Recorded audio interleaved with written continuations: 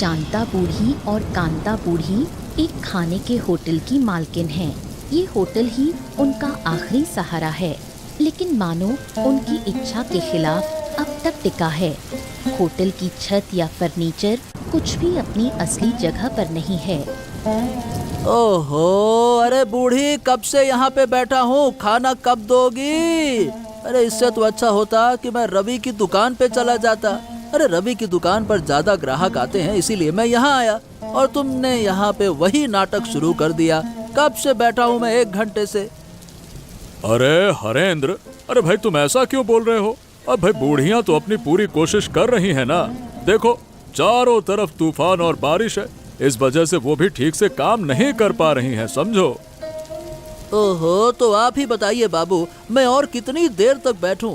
कम वक्त तो हो नहीं गया, 1 घंटा हो गया लगता है। अब तो भूख भी मर गई है और खाने का मन भी नहीं कर रहा है। सुनो, होटल में खाना खाने आओ तो थोड़ी देर तो लगेगी ही। मैं भी तो बैठा हूँ ना, है? तुम्हारे पास मेरे से ज्यादा काम तो है नहीं। मुझे तो पूरा गांव संभालना पड़ता है, फिर भी मैं कुछ नहीं कह रहा, चुपचाप बैठा हूँ। तो तुम काहे को उछल कूद कर रहे हो भाई? शांत बैठो चुपचाप। देखिए बाबू, आपके पास क्या काम है क्या काम नहीं है, ये मुझे जानना जरूरी नहीं है। मेरा काम मेरे लिए महत्वपूर्ण है। मुझे यहाँ बैठने में दिक्कत हो रही है। खाना देना है तो जल्दी दो, और अगर नहीं देना है तो साफ साफ कह दो भैया नहीं देंगे, बात खत्म। वाह वाह वाह वाह बेटा, मैंने तुम्हारे जैसा व्यस्त आदमी इस पूरे गांव में नहीं देखा। लगता है जैसे पूरे राज्य का काम तुम ही करते हो। धिक्कार है, यहाँ आना ही मेरी गलती थी। अगर मैं रवि की दुकान पर जाता तो अच्छा रहता। अरे देर से ही सही, पर कम से कम खाना तो मिलता और इतना सुनना भी नहीं पड़ता। बात करते हैं। हाँ? शांता बूढ़ी और कांता बूढ़ी का इस दुनिया में कोई नहीं है। वो एक दूसरे का सहारा बनकर ही जी रही हैं, इसलिए हमेशा एक दूसरे का दुख बांट लेती हैं। और कब तक ऐसे चलेगा? हमें अपना होटल अब ठीक कराना ही होगा। पहले हमारा होटल कितना अच्छा था, कितना मशहूर था। पूरे गांव के लोग सिर्फ हमारे होटल में आते थे, और अब गांव वाले हमारे होटल को गरीब होटल कहते हैं। क्या करें? अगर हमारे पास पैसे होते तो होटल को यूं ही थोड़ी ना छोड़ देते, जरूर इसे सुधार कर सुंदर बना देते। तब गांव वाले भी हम पर हंसते नहीं। हंसते हैं तो ठीक है, पर ये जो सबके सामने हमें अपमानित करते हैं, हमारे होटल को छोटा कहते हैं, ये मैं बर्दाश्त नहीं कर पाती। आज देखा ना, हरेंद्र कैसे चंद्रशेखर बाबू से हमारे होटल को लेकर बहस कर रहा था। अरे उसके बारे में क्या कहूँ, वो तो हमेशा लोगों के पीछे पड़ा रहता है। अच्छा हुआ कि चंद्रशेखर बाबू थे, नहीं तो हमें और सुना देता। रहने दे, उन बातों की चिंता मत कर। ये सब हमारे नसीब में लिखा ही है। हम चाहे कितनी मेहनत करें, ये सब तो सुनना ही होगा। हाँ, अब तो मान ही लिया है, जो किस्मत में है वही होगा। कितने दिन और जिएंगे, तब तक होटल चलाकर 2 पैसे कमा लेंगे, और मर जाएंगे तो भी ठीक है। ऊपर वाले ने हमें इतना सामर्थ्य तो दिया है कि खुद कमा ले, किसी के आगे हाथ फैलाने की जरूरत नहीं पड़ी। यही हमारे लिए बड़ी बात है। वैसे भी हमें दुख सुख मानकर ही जीना होगा। बिल्कुल सही कह रही हो तुम।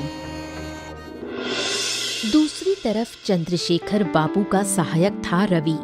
बुढ़ियों के होटल के सामने ही उसका एक चमचमाता हुआ होटल था। टूटा फूटा होटल छोड़ गांव वाले सब रवि के होटल में ही जाते थे। देख रवि, अब मैं और बर्दाश्त नहीं कर सकता। आज भी चंद्रशेखर बाबू ने मुझे बूढ़ियों के सामने कितना सुनाया। जरूर बूढ़ियां बहुत खुश हुई होंगी। मैं ये सब किसी भी हालत में नहीं मानूंगा। शांत शांत शांत शांत। अरे भाई, मैंने तुम्हें कितनी बार तो कहा है कि उनका होटल बर्बाद कर दो ना। देखो, मैं हूँ चंद्रशेखर बाबू का सहायक, फिर भी बाबू कभी मेरे होटल में नहीं आते, हमेशा बूढ़ियों के होटल में ही खाने जाते हैं। अरे तो अब किया क्या जाए, ये बताओ। अरे मैं तो चाहता हूँ कि गांव का एक भी आदमी उन बूढ़ियों के होटल में ना जाए, सब मेरे होटल में आए। बस तुम लोग मेरी थोड़ी सी मदद कर दो, तुम्हारा भी बदला हो जाएगा, मेरा भी फायदा हो जाएगा, है? ठीक है, लेकिन ये बताओ करना क्या होगा, साफ साफ बताओ। देखो, हम एक काम करते हैं कि पूरे गांव में फैला देंगे कि बूढ़ियों का खाना अच्छा नहीं है, उनका चावल खाकर लोग बीमार हो जाते हैं। बस इससे क्या बड़ा फायदा होगा? फालतू बात करते हो, कुछ फायदा नहीं होगा। अरे रुको तो सही, देखो फिर तुम और मैं मिलकर उनके होटल की छत में छेद कर देंगे ताकि बारिश होते ही पानी होटल के अंदर गिरे, फिर वहां कोई नहीं जाएगा।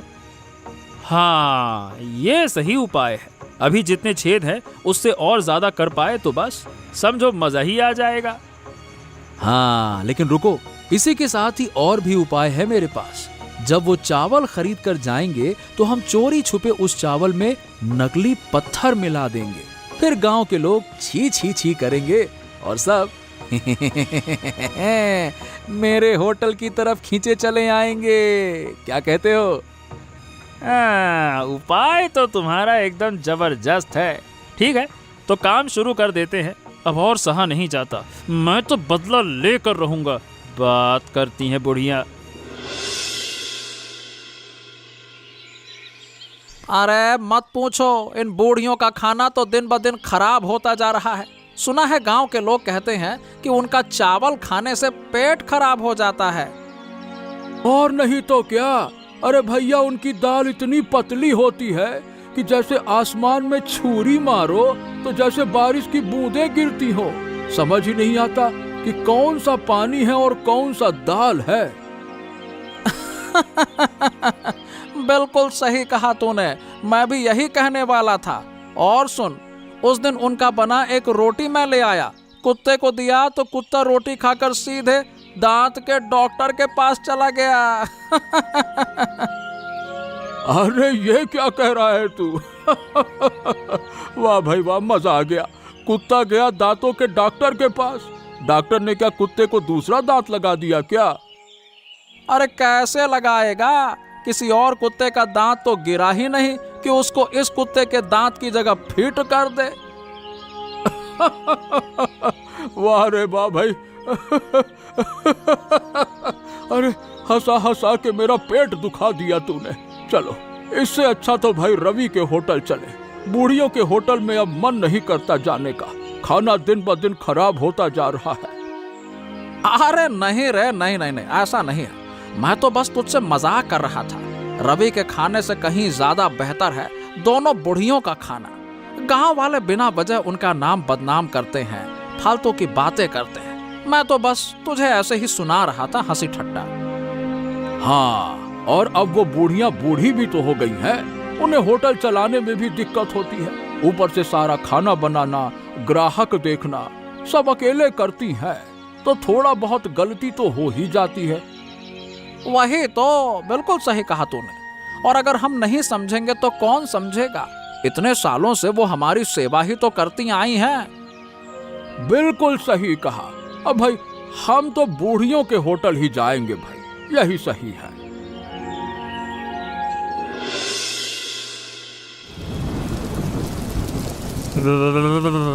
हम आ गए हैं, अब देर नहीं करनी चाहिए। चारों तरफ बारिश बढ़ती जा रही है, भीग कर बुखार हो जाएगा। चलो जल्दी से उनकी छत में छेद कर देते हैं। हाँ हाँ दादा, चलो चलो, पहले मैं छत पर चढ़ता हूँ, फिर तुम आना। हैं?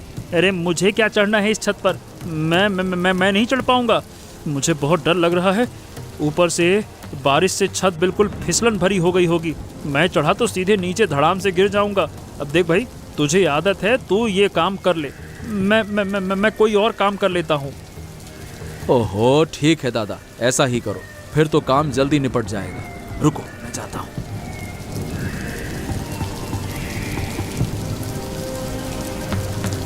हाँ, क्या हुआ रवि, हो गया क्या? अरे इधर तो मेरा काम पूरा हो गया, तुम जल्दी करो, यहाँ से निकलना है। अरे बारिश बढ़ती जा रही है, ठंड भी लग रही है। अरे हाँ हाँ हाँ, थोड़ा वक्त दो, तुम्हारे जैसा आसान काम नहीं है मेरा। छत बहुत फिसलन भरी है, कितने साल से बदली ही नहीं, पता नहीं। पैर टिक ही नहीं रहे हैं। ओहो, अरे सुनो, सावधानी से करना, कहीं गिर मत जाना, वरना सब समझ जाएंगे कि हम बूढ़ियों के होटल का नुकसान करने आए थे। पकड़े जाएंगे, आराम से। अरे नहीं नहीं दादा, नहीं पकड़े जाएंगे। मैं संभल कर काम कर रहा हूँ, बस थोड़ा सा समय और। हाँ हाँ ठीक है, मैं इंतजार कर रहा हूँ। काम खत्म करके जल्दी नीचे आओ। दोनों बुढ़ियां अपना आखिरी सहारा खोकर हताश हो जाती हैं। वैसे भी होटल ठीक से नहीं चलता था, ऊपर से इतना नुकसान देखकर वो बहुत दुखी हो जाती हैं। हाय रे, अनर्थ हो गया। कल तक तो होटल ठीक ठाक था, अचानक इसकी छत कैसे टूट गई। मुझे लगता है कल रात आंधी बारिश में ज्यादा नुकसान हो गया, पुरानी छत और ज्यादा टूट गई। मुझे तो ऐसा नहीं लगता, मेरी समझ कहती है कि ये छत तो और कई महीने आराम से चल जाती। इतनी सी आंधी बारिश में छत कैसे गिर सकती है। हम तो रात को सोए थे, हमें क्या पता आंधी कितनी तेज थी। शायद उसी से हुआ होगा, इसके अलावा और कौन कर सकता है। और वैसे भी आंधी बारिश की रात में कौन जानबूझकर हमारी छत तोड़ेगा। हाँ, सही कह रही हो, हमने तो कभी किसी का नुकसान नहीं किया। कोई आकर हमें नुकसान पहुंचाए, शायद ये मेरी गलत फहमी है। अब करेंगे क्या, हाथ में पैसे भी नहीं है कि छत ठीक करवा सके। ऊपर से बरसात के दिन में होटल चलाना मुश्किल हो गया है। वैसे भी अब तो ग्राहक आते नहीं, इस हालात में तो और कोई नहीं आएगा। जरा सी बारिश में होटल पानी से भर जाता है। छोड़ो, कोई ना कोई उपाय निकाल ही लेंगे। अब रोने से कुछ नहीं होगा। चलो खाना बनाने की तैयारी करें, 2-4 ग्राहक भी आए तो भी कुछ फायदा होगा।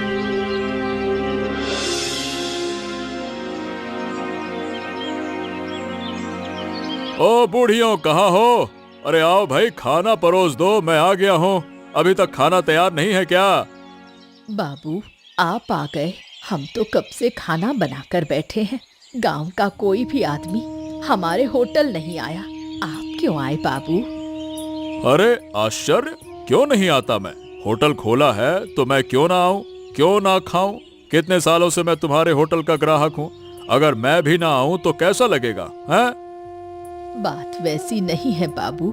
पहले होटल और अब का होटल, दोनों में बहुत फर्क है। देख तो रहे हैं पानी और कीचड़ से हाल क्या हो गया है। लोग बैठ भी नहीं सकते, आप कैसे खाएंगे? सुनो बूढ़ी, मैं अकेला खाकर 10 लोगों के पैसे देने की ताकत रखता हूँ। तो अगर अकेला भी खाऊं तो तुम्हारा गुजारा चलता रहेगा। मैं तुम्हारे होटल के अलावा कहीं और खाना खाऊंगा ही नहीं। अगर तुम होटल बंद कर दोगी ना तो तुम मेरे घर आकर पकाकर मुझे दोगी।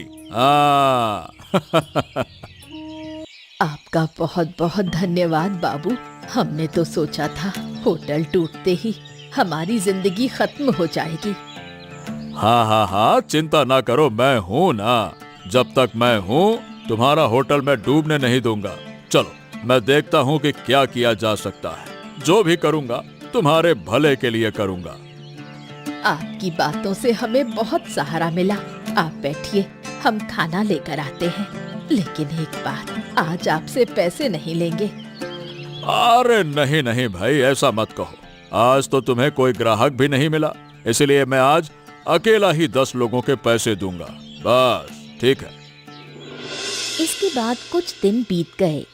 गांव के सभी लोगों ने रवि की दुकान पर जाना शुरू कर दिया।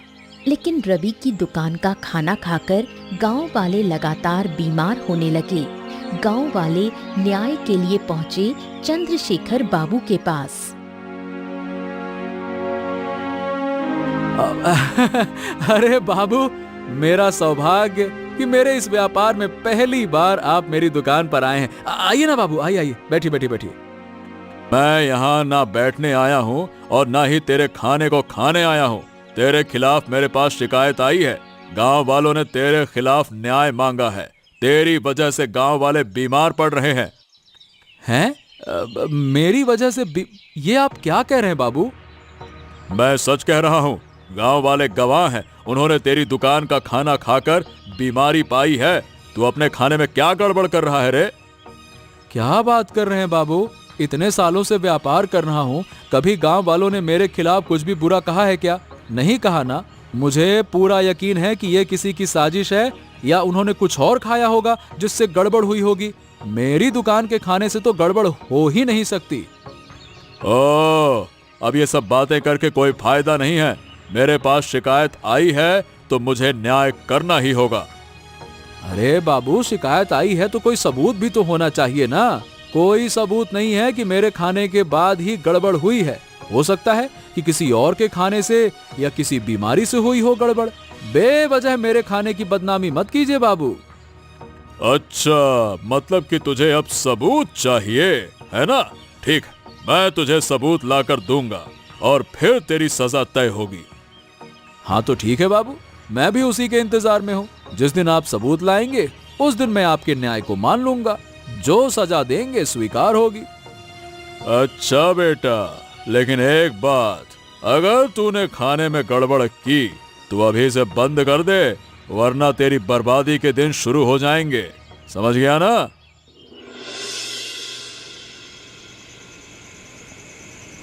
मैंने तुम्हें कितनी बार मना किया था कि उल्टे सीधे रास्ते में पैसे खर्च मत करो। तुमने मेरी बात नहीं मानी। अब मुसीबत में फंस गए हो तो भुगतो। अब तुम्हारा तुम जानो। मैं इन झंझटों में नहीं पड़ने वाली। क्या कहा तुमने? अरे क्या मैं अकेला बुरी योजना बना रहा था?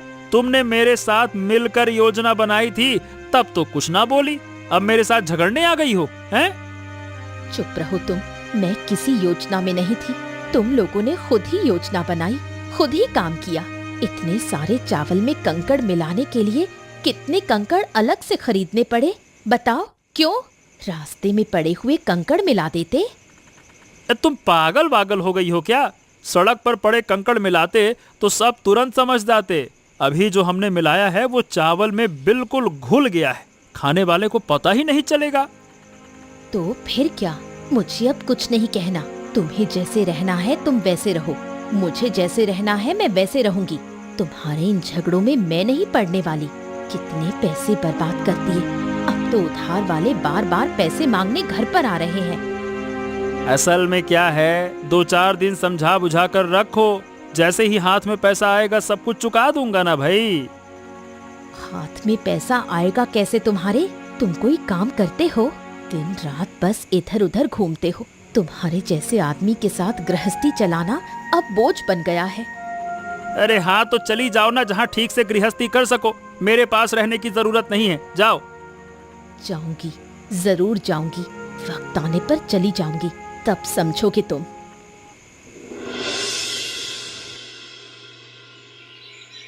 अरे भाई, जो भी कहो, बूढ़ियों के होटल का खाना ठीक ही था। इतने सालों से बूढ़ियों के होटल में खाते आ रहे हैं, कभी कोई दिक्कत नहीं हुई। हम तो बस मजाक में उनके लिए मजाक उड़ाते थे। अरे बिल्कुल सही कहा भाई, मैं भी ऐसे ही हंसी मजाक करता था। लेकिन भाई उनके खाने की आदत हो गई थी। अब तो जाना पड़ता है रवि की दुकान पर, और रवि का खाना बिल्कुल अच्छा नहीं होता है। और क्या बताऊं, सुनो, उस दिन चावल खाने बैठा तो चावल पका ही नहीं था। ऐसा लगा कि धान से सीधे निकाल कर ले आए हों। ऐसा अध पका कच्चा चावल खिला दिया। दिमाग खराब हो गया मेरा तो। अरे तेरी, ये क्या बात कर रहे हो? अरे मुझे तो उस दिन समझा बुझा कर ले गए थे कि मछली के साथ चावल खिलाएंगे। अरे बाप रे बाप, वो मछली खाकर 3 दिन खांसता रहा मैं। पता नहीं कैसी मछली थी। हाँ, खांसे क्यों? अरे क्या पता, शायद ठंडी बासी मछली थी, उसी से मुझे सर्दी लग गई। अरे धात तेरे के, ससुरा इस गांव में अच्छा खाना ही नहीं मिलता। कभी कभी तो मन करता है कि पास के गांव जाकर खाऊं, लेकिन 2 कोस चलकर जाना पड़ेगा, इसीलिए जाता नहीं। अरे करे क्या, बूढ़ियों के होटल में बैठने की जगह ही नहीं है, और ऊपर से सुबह से रात तक बारिश होती रहती है। सारा पानी होटल के अंदर घुस जाता है। वही तो, ऐसे कैसे चलेगा? फिर हम खाना कहाँ खाएंगे भाई? और गांव में तो और कोई होटल भी नहीं है। भाई, बूढ़ियों को अपना होटल ठीक कर लेना चाहिए। ठीक करेंगी कैसे? देखते हैं, कहने से क्या होता है, ठीक करेंगी तो भी देखना है। चलो देखते हैं क्या होता है। दूसरी ओर चंद्रशेखर बाबू ने रवि के खिलाफ सबूत जुटाने के लिए खुद ही रवि की दुकान का खाना खाना शुरू कर दिया। कुछ ही दिनों में वो बहुत बीमार पड़ गए। प्रणाम बाबू, आपने मुझे अचानक बुलाया, बताइए ये क्या हो गया आपको? आप बिस्तर पर क्यों पड़े हैं, बीमार हैं क्या? मुझे इस हालत में देखकर भी तुझे कुछ समझ में नहीं आ रहा। क्यों बुलाया है तुझे, ये भी समझ में नहीं आ रहा। माफ करिएगा बाबू, अगर आप मुझे बताएंगे नहीं तो मैं समझूंगा कैसे? अरे क्यों नहीं समझेगा, तेरी दुकान का खाना खाकर ही तो आज मेरी ये हालत हो गई है। तूने कहा था ना कि मेरे पास सबूत नहीं है। हाँ, इन कुछ दिनों में मैंने तेरे होटल का ही खाना खाया, किसी और होटल का या बाहर का कुछ भी मुंह में नहीं डाला। फिर भी देख मैं बीमार क्यों हुआ। क्या बात करते हैं बाबू, फालतू की बकवास मत करिए। शायद गांव में कोई बीमारी फैली है जिससे आप भी बीमार हो गए। अब जबरदस्ती का मेरे खाने को काहे बीच में ला रहे हैं? मैं खुद सबूत बनकर तेरे सामने पड़ा हूँ, फिर भी तू मान नहीं रहा। ठीक है, तुझे अब इसकी कड़ी से कड़ी सजा दूंगा। ओ बाबू, आप काहे सजा देंगे मुझको? आपके पास तो कोई सबूत ही नहीं है। अरे मूर्ख कहीं के, मैं खुद तेरे सामने जिंदा सबूत हूँ, फिर भी तुझे और सबूत चाहिए। तेरा हिसाब तो अब मैं करूंगा। अरे अरे अरे अरे, ये कैसी बातें कर रहे हैं बाबू? कुछ भी हो जाए दोष मेरे खाने पर है ना, सब समझ रहा हूँ मैं। अब मेरा व्यापार अच्छा चल रहा है तो किसी से बर्दाश्त नहीं हो रहा है ना? चुप कर, मुझे क्यों बर्दाश्त नहीं होगा? तेरे से कम है क्या मेरा धन दौलत है? या तू बड़ा आदमी बनकर गांव का मुखिया बनना चाहता है? तूने गांव वालों का बहुत नुकसान किया है, इसकी सजा तुझे जरूर मिलेगी। अब जा, समय पर न्याय होगा, जा। उधर गांव वाले कैलाश और रवि की करतूत पकड़ लेते हैं। नतीजतन गांव वाले आराध्या, कैलाश और रवि को पकड़कर चंद्रशेखर बाबू के पास ले जाते हैं न्याय की उम्मीद में। अरे ये क्या, तुम लोग इसे बांध कर क्यों ले आए हो मेरे पास? आप बताइए बाबू, आपके गांव में आप किसी भी अन्याय को होने नहीं देते, लेकिन आपकी नजरों से छुपकर ये लोग लगातार गलत काम कर रहे हैं। गलत काम? इन्होंने क्या गलत काम किया? अरे बाबू, आप तो जानते हैं कि बूढ़ियों का आखिरी सहारा वही होटल है, वो भी टूटा फूटा है। उसे भी इन लोगों ने ही बर्बाद कर दिया, चावल में कंकड़ मिलाकर, और भी घटिया बना दिया, जिससे कि अब गांव वाले वहां नहीं जाते और होटल बंद होने की कगार पर आ गया। ओह, मतलब तूफानी बारिश से होटल में समस्या नहीं हुई, असली समस्या तो इन तीनों ने मिलकर की है। लेकिन क्यों? अब आप समझ नहीं रहे बाबू। मैं चाहता था कि इस गांव में होटल का सारा व्यापार सिर्फ मेरा हो। अच्छा, तुझे इतना लालच है कि तूने बूढ़ियों को बर्बाद कर दिया, फिर अपने एकाधिकार के चक्कर में गांव वालों को बीमार कर डाला तेरे घटिया खाने ने, नालायक कहीं के। अरे तो क्यों ना करता बाबू, बूढ़ियां अब बूढ़ी हो चुकी हैं, वो अब कितने दिन जिएंगी? उन्हें ये व्यापार करने की भला क्या जरूरत है?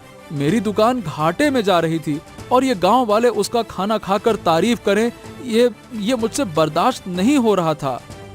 ठीक है, अगर तू बर्दाश्त नहीं कर सकता तो आज से इस बाजार में तेरी दुकान बंद। अब कभी तू ये व्यापार नहीं करेगा, और तेरे पास जो काम करता था वो भी आज से खत्म। अब तू सड़क पर भीख मांगेगा, क्योंकि गांव वाले तुझे कोई काम नहीं देंगे।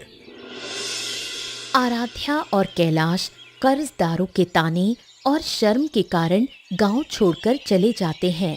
दूसरी ओर चंद्रशेखर बाबू रवि को पकड़कर उसका सारा पैसा छीनकर गांव वालों में बांट देते हैं।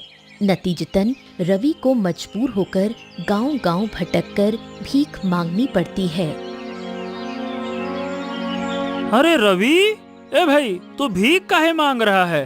तेरे ऊपर इतना बुरा वक्त आ गया, तेरे पास तो पैसा वैसा तो होना चाहिए था। अरे पैसा कहाँ से होगा? चंद्रशेखर बाबू ने मेरा सारा पैसा छीनकर गांव वालों में बांट दिया। अब मैं लाचार होकर गांव-गांव घूम रहा हूँ, पैसों की उम्मीद में भीख मांग रहा हूँ। हाय राम, हमारा ये हाल होगा ये तो हम समझ ही नहीं पाए। चंद्रशेखर बाबू ने हमें सही सबक दिया है। आज हम रास्तों पर भीख मांग रहे हैं, ठीक वैसे ही जैसे हमने बुढ़ियों को गिराने की कोशिश की थी।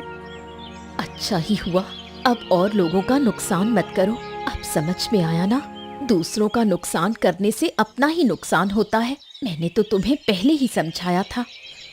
अरे चुप रहो, अब कोई बात मत करो। यहाँ मैं और रवि बात कर रहे हैं, तुम्हारी बातें अब बर्दाश्त नहीं होती। बर्दाश्त क्यों होंगी? मैं तो सच ही कहती हूँ। सच बोलने से ही तुम्हें चुभन होती है। अरे तुम्हारी बातें सुनकर ना एकदम दिमाग ही खराब हो जाता है। शायद अब हम कभी इस गांव में लौट कर नहीं आएंगे। हाँ ठीक है दादा, जहाँ भी जाओ मुझे याद रखना। अगर कभी इस गांव में आओ तो हो सकता है कि मुझसे मुलाकात हो जाए, वरना पता नहीं किस गांव में भाग्य के सहारे भटकना पड़े। अच्छा चलो अब हम चलते हैं।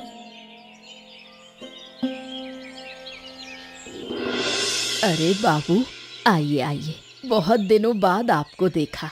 हमने तो सोचा था कि आप अब हमारे होटल में आएंगे ही नहीं।